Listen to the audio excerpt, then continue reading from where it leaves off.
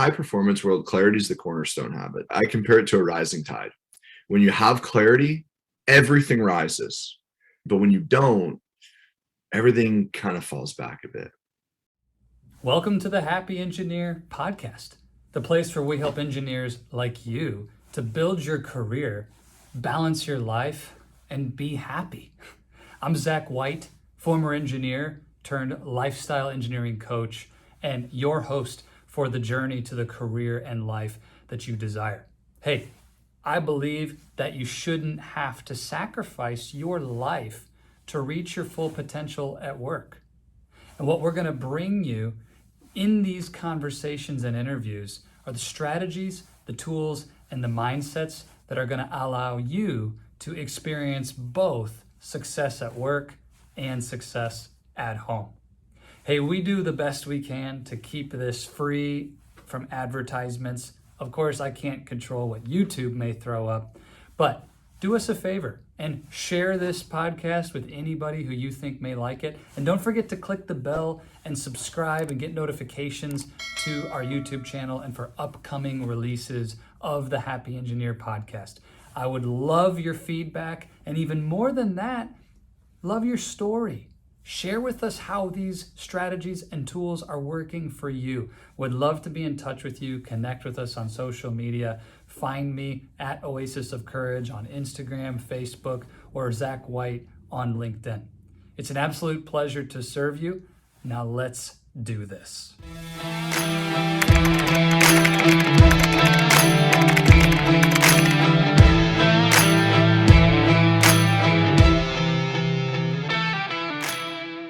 Welcome back, happy engineers. I'm excited for today. It's going to be a completely different kind of conversation than we've had with a lot of our guests. And I'm with my buddy, Mike Szczesniak, who I met in the world of coaching.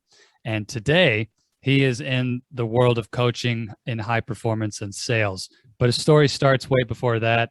So excited to be with you. I got to spend a weekend with Mike out in San Diego, California, just getting to know this guy. He's not only a complete animal in his business and crushing it, but has an incredible experience in the world of coaching and has some just awesome nuggets of value for you all today. So Mike, thanks a ton for making time to be with us today. Yeah, brother. Thanks for having me, Zach. Looking forward to this.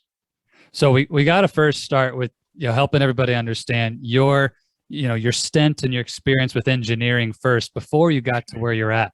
So just tell us a little bit of your story leading up to the actual transition into the work you do now. Totally. So I spent, my whole life revolved around where I could play soccer in college, dumb lucked my way into a good engineering school.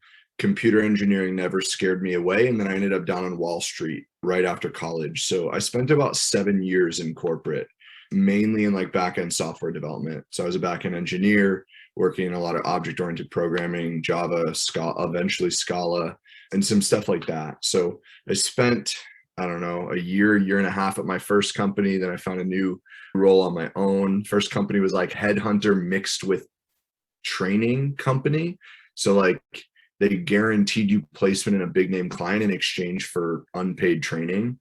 So I did that for a while. Thankfully, my parents helped me pay for that commute. That was like 2 hours each way because it was way too expensive to get from Westchester County into Manhattan. And then they never were able to place us because of Hurricane Sandy. All the budgeting in the financial district, which was most of that company's clients, got completely screwed because they all got flooded. I think they placed one engineer in our entire class, and that was because he was willing to move to Delaware, which I was not willing to do. I actually, fun fact, I put myself in for a job in Canada with TD Bank. Luckily, the sales guys at my company sucked. They didn't close that deal, and I didn't move to Canada. But I ended up walking away from that contract for free because I had to guarantee them a window of placement. They couldn't. And I went and found a job that paid me almost double, which was closer to what I was worth. And that's where I ended up in the luxury fashion space. I spent 5 years at that company. I was the youngest engineer at that company, grew really quickly. And I was a senior engineer by the time I left, did the whole corporate climb, survived a bunch of rounds of layoffs, did the whole yellow tape nonsense that can be corporate America at times. and eventually took the business full time. I was always building businesses while I was in there. So this was the third company that I started while I was in corporate, built it as a side hustle for a year and a half, and then eventually dove off the cliff and tried to figure out how to fly. First, can I back all the way up? Did you say soccer was your game and you went to college to play? Yeah, I played 4 years of D3 ball in upstate New York. That's fantastic, man. Do you still play soccer at all? Dude, I'm going to get back into it now. I played in men's leagues the entire time I lived in the city. So I lived in Manhattan for 5 years, and then I lived in Jersey for 2 years. But at that point, I had already taken the business full time. Nothing was in Jersey left for me other than my powerlifting gym. So I moved back to Westchester where my girlfriend was, my dog was, my family was, all that stuff. But in that process, as a result of engineering, thank you, engineering, staring at computer screens all day, I got astigmatism in my eyes, started wearing glasses, and contact lenses suck. And I never had the right contact lenses, and I was a goalkeeper, and you can't play with glasses. So that was my excuse to essentially get lazy around it. And I actually tried to get the right prescription when I moved back to Westchester so I could go back to some of my old men's leagues teams. I think I did it through Warby Parker. The only one that had an in-house like eye doctor was the one in Brooklyn. So I drove to Brooklyn, and then the pandemic hit and I didn't get the right prescription, and I got to start all over. But I got a bunch of buddies that moved back to Westchester as well. So they're making me come out on Tuesday nights to play. So I got to get contacts and get back in the game. I miss it, bro. But as soon as I moved to Jersey, I stopped because my teams were all in New York City, and I was just spending so much time working, and that commute was it was miserable. I was spoiled in New York City, man. What is your perspective on this? It's a random rabbit trail to talk about soccer and goalkeeping right now, but with the engineering, clients that I work with, a lot of times there's something like that from their history that they've gotten really disconnected from. And there's this place in your life, maybe it's a need for physical exercise or connection to sports or community or teams that then you go without for a long time. And when you bring it back, it's like a spark, and it can really help ignite energy and enthusiasm. And what have you found then without soccer? Like, how do you meet that need or that part of you that loved to play in your life now? It's so important. For me, I filled it with other things. So at that same time as I moved to Jersey, I also started competing in powerlifting, which added another kind of hiccup into the schedule that is soccer. Because then I was like, cool, well, then I need to build my training schedule around the nights that I play soccer. But if it alternates nights, then it messes me up, because for anyone that has ever competed in powerlifting, like, your training schedules are insane. The load that you're training is insane. So I'm like, am I going to hurt my body this way? And I'm going to commute an hour and a half each way? Like, not worth it. Yeah. But I'm addicted to competition, and that's why I loved powerlifting. So for me, that replaced it. And I competed for actually, we're recording this on Veterans Day. I used to compete in my first and my last competition were called Salute to Service, and they were on Veterans Day weekend. So I got a notification yesterday that 2 years ago today was my last powerlifting competition. So to answer your question, Zach, we need to find a way to fill that gap. Yes. For me, it was powerlifting. And then I retired from that because I wanted to scale the business, and my energy was diving off a cliff by 2 a.m. because of my current schedule. So I needed to step away from that. And then I needed to find another way to compete. So I'm constantly figuring out what will fill that void, because without it, I'm bored. And when I'm bored, I'm just not winning. It's a good segue then to describe what you're doing now, Mike. So I love, we could spend the whole time talking about side hustles and the strategies that you took to get to your current business, but I really want to unpack how what you do now can help the engineer listening in their career. So tell us about your current business and how you're supporting your clients today. So we're in the high performance space. What that means is essentially just succeeding beyond standard norms consistently over the long term while maintaining positive well-being and positive relationships, right? Those last two are key, right? It's like avoiding the burnout, right? Not just winning in business and your family life falls apart, or not just making a boatload of money, but your health is deteriorating, or you're on the brink of divorce, or whatever it might be. The running joke that my dad always used to tell me when I was growing up was, by the time you can afford the car, you can't fit in it. That's not high performance. That's not what our clients are achieving right now. So that's what we help our clients do. We help them win in all aspects of life, create this well-oiled machine where you're succeeding in all avenues. And we've found a little bit of a niche. We're working almost entirely with door-to-door sales right now. I'm super passionate about serving millennials and younger, right? Misunderstood generations, in my opinion. People think that we're lazy, but I think that's very wrong, because if they think millennials are lazy, come find my clients, because they'll outwork any of you. But for me, and this might have been limiting beliefs around money for me, but I always believed that I needed to attach a financial ROI to an investment, because I understood that I was not the norm. Most people were not willing to invest in themselves at the level that I would. So if I could work with salespeople and I could directly associate, or at least loosely associate, our work with increased sales, which means they're going to make more money, it becomes a dollar for dollar transaction. Yes. So we kind of moved that way.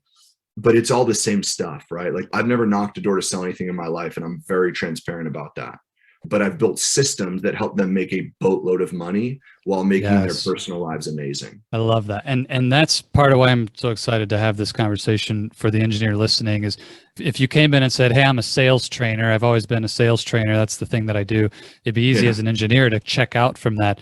But I hope that you heard this. Mike doesn't actually have a door-to-door sales background, and he's transforming the results by helping these door-to-door salesmen become high-performance individuals. These principles apply no matter if you're learning how to code or do things at AWS, or if you're knocking on doors. And so, Mike, I like the description, what high performance is. Tell me, for you, what is it truly that separates someone who has the high performance mindset from the norm? This idea of success above the norm, where does that begin? It's a tough question to answer, because, like, what is the norm for anybody? For some people, they might think purely within the lines of their industry. So if they're in a toxic sales environment, the norm is just making a bunch of money at the expense of anything. Or if they're just within the lanes of a 9 to 5 with nothing outside of it, they might just be in this mindset of, whatever happens, happens, but I'm going to work 9 to 5. And as soon as 5:01 hits, I'm out. Right. And then maybe their family life is amazing, but their work is completely stagnant. And then they get upset about that, because that's out of integrity with what they truly want. So I think it takes a number of different shapes, but ultimately our clients, at least, and people that tune into our socials and our podcasts and all these things, like, we want to be more, do more, and have more. So how do we do those things without taking away from everything else? That's what we're striving for. And that's in all areas of life. So I don't know if that answers your question, but the norm is, I think, especially nowadays, if you tune into Instagram, it's all about, like, the flash, and it's about, the fast cars and the fat watches and the big homes, and, like, those are great. And I'm going to have all of them too. I want a lot of those things. Like, that's cool. I like a nice watch on my wrist, but, like, that's not really what it's about. So how do we achieve those things without taking away from our personal life, right? Without sacrificing the impact we want to have in the world. That's what high performance really is. So I don't know if I answered your question at all. But. No, it's good. And so let's say someone, new client, shows up at your door and says, "Mike, I want more from life without sacrificing these other things." What is the first process, or the questions, the diagnostics that happen to assess where is someone living in a high performance way versus where they're not? What does that look like for you? How do you begin understanding where somebody is at right now? In the high performance world, clarity is the cornerstone habit, Zach. So what we mean by that, I compare it to a rising tide. When you have clarity, everything rises. But when you don't, everything kind of falls back a bit. So that's where we start with every single client. And that's not just getting clarity around what they want and what it's going to take to get there, but it's also, like, who do they want to be? What do they want their life to look like? What do they want their relationships to look like? How do they want to feel? We get really, really clear on all these things, because we have to be, I firmly believe that if you are out of alignment, you can't be a high performer. A part of my story that I didn't share earlier is, when I was excelling in corporate, I was really quickly figuring out what anxiety and debilitating panic attacks were when I was, like, 23 years old. The first attack I ever had was January 1st, 2014. And it shows the mental element of it, right? Like New Year's Day. But that kind of opened the door into what this was for me. And I share that because back then I had no idea that social media was a highlight reel. So naive to say now, 2014, Instagram was still big. It was nowhere near as big as it is now, but it was still big. Yeah. And I share that because Instagram nowadays, it's a phenomenal tool. We've built our entire business off of Instagram. But if we don't look at it through the right lens and we don't follow the right people and build the right communities, then we're screwed. Right? Because on Instagram, there's a lot of people telling you what to want, telling you what you should do, what you need. And none of that makes any difference to you in your life if it's not what you want. There is 0 point working 60 hours to do what you could accomplish in 40. And Instagram will want to tell us, wow, if you don't work at least 60 or 80 hours a week, you don't want it bad enough. So why work 80 hours if that's out of alignment? Maybe for you, what's truly in alignment for you is I want to work 40 hours a week. I want to crush those 40 hours and the rest is going to my family. And those are your non-negotiables, right? Like yes. That alignment is so important. So we work with our clients to figure out what that alignment is so that we can stay within it. Because if you're outside that alignment, then you're not a high performer. It will deteriorate. Then you're just being busy. Then you're just living someone else's goals and dreams, and you're never going to be truly fulfilled. I don't know about you, but like for me, fulfillment is one of the most important things in all of the work that we're doing. So yes. Rant So Mike, over, but that's where we start. It's a good rant. And clarity and alignment, these two words. And first of all, also thank you for sharing that story about your own journey. And what I want to understand, you're thinking about that January 1st, 2014 date and how, imprinted that is in your own mind. Yeah. What was it about alignment or clarity in these areas that was missing for you at that time? Yeah, I had no idea what it meant to be productive. None. And what I realized, Zach, is this was like a year and a half for me of going to the doctors, getting my chest x-ray, doing breathing tests, right? Like I thought my lungs physiologically didn't work. I don't know what anxiety was. I never met anybody that had a panic attack. No one in my family talked about that. No one, back then it wasn't cool to talk about mental health. So no one even on Instagram was talking about it. So I felt like I was alone and I didn't understand what was going on. But eventually, being an engineering nerd that I was, I had to reverse engineer what was going on, right? So about a year into this or so, year and a half, I looked back and I realized that 100% of my attacks happened in a moment where I felt guilty for not working. Wow. Because remember, I was doing the 9 to 7 or 5 to 7 a.m., 7 to 11 p.m. side hustle thing. I was constantly telling myself that I was working. I was constantly telling other people I was working. It got to the point where my friends literally didn't call me on the weekends anymore because they knew I was going to tell them I wasn't coming out. They knew I was going to say no. Now, it didn't mean I was always working, but I told myself I was because that's what I was supposed to do. At least that's what Instagram told me. So for me, I realized I had no idea what it meant to be productive. I didn't realize that doing things doesn't matter if the things you're doing don't matter. And this is where the alignment comes in. It's where the clarity, like the two play really, really powerfully in the space together. So this is what ultimately led me to like starting to go down the rabbit hole of geeking out about productivity. And I always joke that was my gateway drug into high performance because it's only a small subset of the work that we do with our clients. But for me, it'll always be my baby. It's like one of the 6 pillars, but it will always be the part that I have a special love for because it got me into the space, right? It cracked that door open that maybe a year and a half later, I kicked open. So if somebody listening wants to self-assess, am I in alignment or out of alignment? What would you recommend someone look at to answer that question? Ultimately, everything always comes back to our questions, right? It was that Tony Robbins quote, quality of your life will be determined by the quality of your questions. So ultimately, if we want better answers being literally everything in our life, we need to ask better questions. So no matter what area of your life you want to be generating clarity and seeking clarity around, you just need to be asking better questions. Because most of the time, Zach, we think that we've spent time thinking about these things, but we really haven't. They were glancing thoughts, right? I always used to use the example of the 6 train. That was the train that I took down the heart of Manhattan every single day. And for anybody that's ever been on the 6 train, it's the local train. It's packed like sardines because I lived on 77th Street, which is a local stop.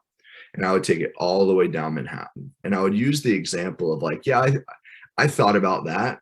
But while I'm packed into this train, I'm trying to hold my gym bag. I'm hoping to hold a book in front of me. People keep bumping into me. Dude, I didn't actually think about it. There's a million other things going on. It's really spending time with those powerful questions. Like, what do you truly want? Like, start there. What do you actually want? Not what people have told you to want, not what your parents told you to want. No, that's actually proper English. Like, ultimately, if I lived the life that other people wanted for me, I would still be in engineering. Yes. But that wasn't what I was supposed to do. It served a purpose. It allowed me to make a bunch of money and pump into myself and my businesses. But then it came to an end for me because I asked powerful questions. So start there. What do you actually want? Who do you want to be? What does the most ultimate version of you look like? Who do you want in your life? Who do you want to serve? What problems do you want to solve? Go down the rabbit hole of these questions and just put pen to paper. You'll be astonished at what comes out when you genuinely put time on your calendar to think and ask these questions. I think something you shared there, Mike, that's really important, and I agree 100%, is that we kid ourselves about how much energy and time we've actually put into sitting in a place of inquiry and really answering those questions and getting curious about what better questions do I need to be asking. And for most of my clients, I'm curious if you have the same experience. I'll use an example, an exercise around core values, for example. Most people would say, yeah, whatever, core values. I've done some training on that. I kind of know that. I basically know what mine are. I don't need to spend any energy on that. That's not going to help me in my life or to build my career. And then we go through this process and they actually spend meaningful time there, ask new questions around it, implement new actionable strategies to bring core values to life in the workplace and at home. And it's this transformational moment around a topic that days before they were saying, I don't really need to talk about that. And you know, it's really amazing when you dedicate the energy, how much more value you can tease out of a question that you may have asked a year ago or 5 years ago that you really haven't spent that kind of time with.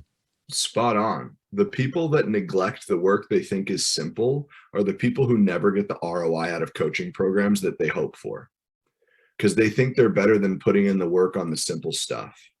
And then that's why they don't get the results.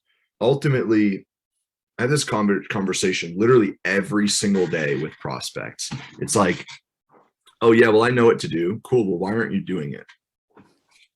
Common sense is not common practice. And I think it very powerfully applies to what we're talking about. The people who win put the work in on the simple stuff, especially with high performance, because let's be real, like, and abundantly clear, high performance habits, none of them are inherently difficult. None. How hard is it to ask questions? It's not. How hard is it to take simple steps towards taking care of your body? It's not. It's simple. The consistency can be a little challenging, but the act within itself, none of them are inherently difficult. It's just the consistency piece that becomes challenging because we're humans and we tend to overcomplicate it, right? High performers just execute on these things more consistently and more frequently. That's it. I think that word simple is something engineers, and I'm guilty too with being an engineer. We love the complex solution because it feels like I've really accomplished something. You know, I solved the really hard problem. And even though we know that the simplicity that comes on the other side of complexity is really what we want, there's this kind of, I don't know, it's almost a fetish for the complex because it separates us from people who aren't able to climb that mountain. And so as a way to create some actionable value, or at least give an engineer the opportunity to do the simple things, would you share with us, Mike, what are then some of those high performance habits that we can take? And you already listed a couple, but just to be explicit, I'd love the engineer listening to be able to take one of these and just start executing. So what are a couple of your favorites that you think are very applicable to someone who wants to build their career? I always go to what I call the big three. Number one is seeking clarity, which we've already talked about. Number two is generating energy. And number three is increasing productivity. These are the ones that I personally believe you can implement today and get a quick ROI and actually make incredible transformation in your life. So number one, the clarity piece, that's the questions we're talking about. What do you want? What it's going to take to get there, and not just business, but all of your life.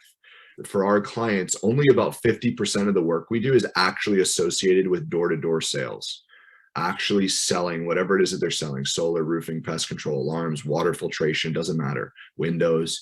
Only about 50% of it. The rest of the non-negotiables, the rest of the daily actions are purely around their self, their personal lives, their personal relationships. And by the way, like hint, hint, that's always where the transformation happens. Closing a couple extra deals, getting that promotion, it doesn't change your life. And if it does, it's because of the confidence in the person you become in the process. It's not about the title and the money. That's number one. What do we actually want? And what is it going to take to get there in all areas? Number two. Hold on, we got to pause on that for 1 second. Okay. What you just said is probably the most important thing that we've said this whole conversation, that the actual transformation in the quality of your life, which this is the Happy Engineer podcast, not the highest paid engineer podcast, right? Yeah. And I just anchor that again. Like, it's not about making more money doesn't create some great things in your life, but what Mike just said, the transformation, it's in this domain of your relationships and outside of that. When or how did you discover the truth of that, Mike? I mean, I believe you, but if somebody listening is like, well, hey, what I want are all these other things, what was it that created that awareness for you? Hindsight's 2020, right? Like, I can look at my whole climb in corporate and probably look back at the fact that it was just remotely untrue or completely untrue for me during that process. Literally every year, big pay raise, big promotion, every single year, like clockwork. I was a senior engineer with a 6-figure salary before the age of 25. Like, I had everything that I wanted. I don't say that to flex. It's just, it was what it is. Like, everything that I wanted, everything I was supposed to want: luxury apartment on the Upper East Side of Manhattan, doorman outside, fountains inside. Like, none of it mattered. I was still struggling with anxiety and panic. Why? Because that wasn't what truly was fulfilling me. Yeah. So, but I didn't get it then. There wasn't the awareness then. It wasn't until I endured what I was enduring. I didn't know it in that moment. To be honest, bro, and I wish I had a different answer for you. I didn't realize this until I started seeing a lot of our clients winning at a massive level and not caring about the win, about the money. We would have door-to-door sales. Like, there's a lot of money in it. We have clients that make hundreds of thousands of dollars a quarter in personal commissions. At the ages of, like, we had a 20-year-old making 50 grand a month. We have a 26-year-old that'll make $500,000 in Q4, and like literally everything in between. And we'll use that 26-year-old, for example. The transformation was not that he doubled his income in our program. The transformation, because I asked him, I was like, dude, what shifted for you? Why are you so stoked right now? And he has a young daughter, and he said, Mike, I go about my routine, and if things get pushed off, I don't stress about it. I don't worry about where the next deal is going to come from, because I trust that I'm going to get everything done. Like, if my morning routine gets pushed a little bit, bro, it is what it is, but I get to spend that amazing time with my daughter. That was his transformation, not making $100,000 a month. Think about that. So I started seeing that over and over and over again. And I'm like, wow, okay. That's when it really firmed up. I think I started to build awareness throughout the process. And obviously we always hear all these things like the science of achievement and the art of fulfillment or something. I think that's it, right? Yep. Like, we hear all these different things. So I knew of it conceptually, but it didn't really firm up until I saw it registering for like 20-year-olds, 22-year-olds, 26-year-olds, making more money than most people make in a year, and they're doing it in a month. And their transformations are around their personal life, around their relationships, because they call their parents every week. Like, whatever, just building non-negotiables in that area, bro, it changed the game. I think that's super powerful. And I appreciate your perspective of the honesty around the fact, like, it wasn't even my own journey where I discovered it the deepest. It's watching others have this transformation that really made it real for me. And I can relate to that with my clients too. So take us to number 2 really quick. We introduced 3 habits here and generate yeah, energy. We'll just take a couple minutes to give people an idea of what these are all about. So number totally. 2. We have the clarity, right? We understand what we want and what it's going to take to get there. Now we need to generate some energy to actually show up and put in the dang work, right? So what does that mean? Well, okay. People listening to this will get this, right? This was the habit that smacked me across the face when I got into this space, because I came from 2 worlds that were very heavily stimulant driven. And I thought that's how you generated energy, right? In software engineering, it was like, I literally wrote Java, right? It was like engineers turn coffee into code, right? 3 p.m. slump, need to write a bunch of code, right? You got to hit Starbucks. That was one. And then obviously the fitness realm of my life, it was like 5 a.m. squat session, like got to chug pre-workout, right? It was always dependent externally.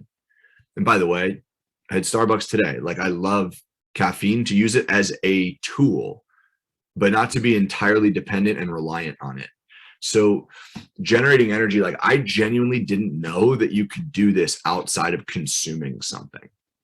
What is generating energy? It can be as simple as just treating your body well, going to the gym, getting good sleep, drinking enough water, getting some exercise and some movement in, whatever you enjoy doing, meditating, like stillness, all these types of things to protect your energy. And then there's practices that you can do, like breathing exercises. I had no idea that by being intentional with your breath, you could either calm yourself down or exponentially grow your energy through either like meditation and certain breathing practices like that, or through breath scaling and things like that. So that's number 2. You then generate the energy to show up powerfully.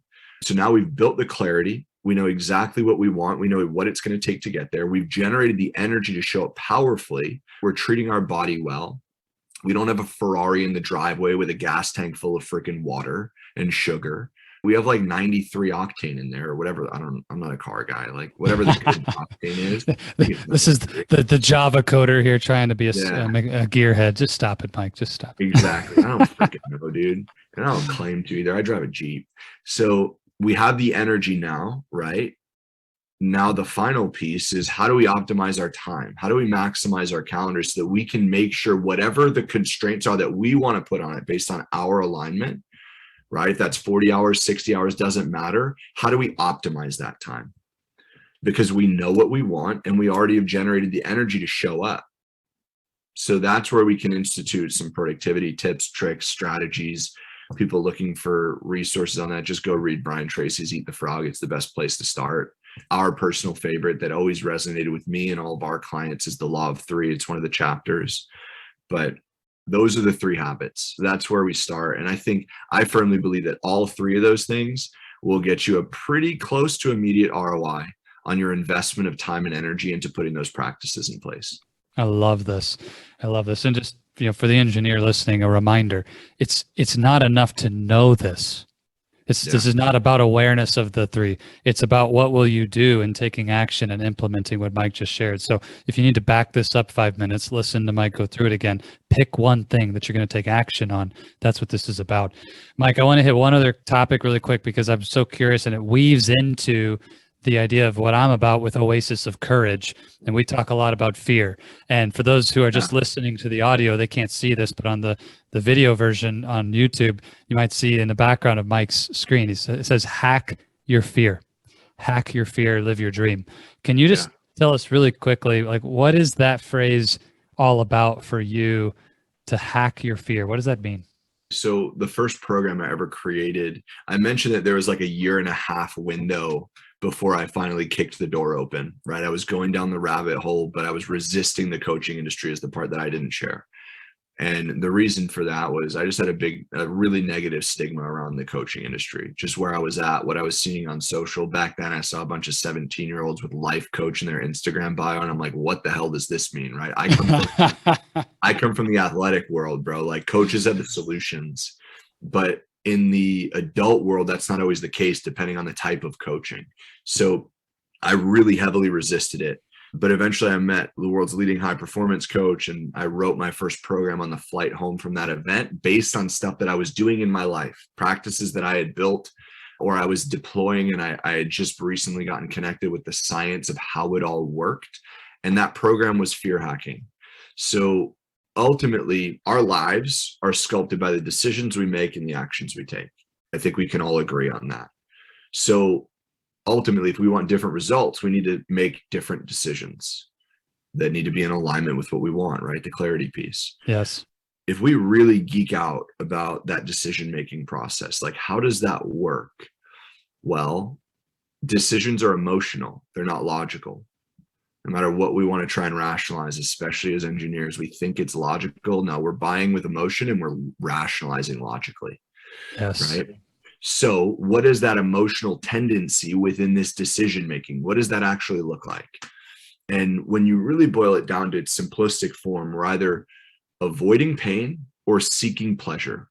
We're either running towards the pot of gold or running away from the burning building. The interesting part about this, at least to me, at least I think it's interesting. I built a brand around it, right? And it changed my life. Avoiding pain is far more powerful. Reason being, without geeking out too much, is we have a 2,000-year-old brain that's one job is to keep us safe.